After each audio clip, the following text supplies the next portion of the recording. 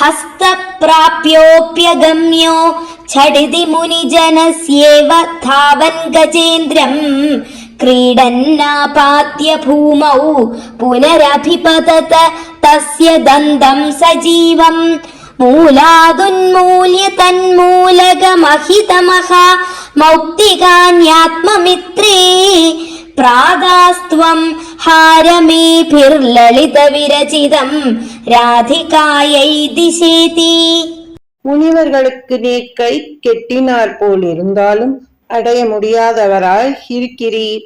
அதேபோல் நீர் யானைக்கு அருகில் இருந்தாலும் அதனால் உம்மை எட்டி பிடிக்க முடியாதபடி அதனுடன் சிறிது விளையாட்டு காட்டி நிலத்தின் மேல் விழுந்து கிடக்க யானை உம்மை நோக்கி பாய்ந்தது. அந்த யானையின் தந்தத்தை வேருடன் பிடுங்கி தந்தத்தினடியில் பதித்திருந்த சிறந்த முத்துக்களை எடுத்து உமது தோழனிடம் கொடுத்து இம்முத்துக்களால் அழகான மாலை ஒன்று இயற்றி ராதிகைக்கு கொடு என்று கூறினீர்.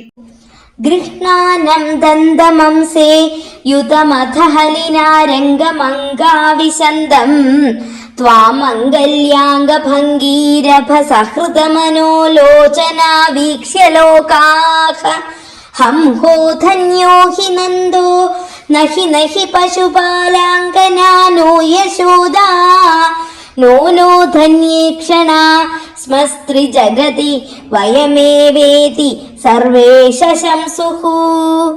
குருவாயூரப்பா பிறகு அந்த தந்தத்தை தோளில் ஏந்தி கொண்டு பலராமருடன் மல் அரங்கத்திற்கு செல்லும் போது அங்கிருந்த மக்கள் உங்களை கண்டு மங்களகரமான தங்கள் அவயவங்களின் பேரழகால் ஈர்க்கப்பட்ட மனத்தோடும் கண்களோடும் விளங்கினார்கள். மேலும் ஆஹா, என்ன ஆச்சரியம்! மூவுலகிலும் நந்தகோபனே பாக்கியசாலி. இல்லை இல்லை, கோபியர்களே பாக்கியசாலிகள். இல்லை, யசோதைதான் பாக்கியசாலி. இல்லை இல்லை, இதை பார்க்கும் பாக்கியம் படைத்த கண்களை உடைய நாமே மூவுலகிலும் சிறந்த பாக்கியசாலிகள் என்று புகழ்ந்தனர்.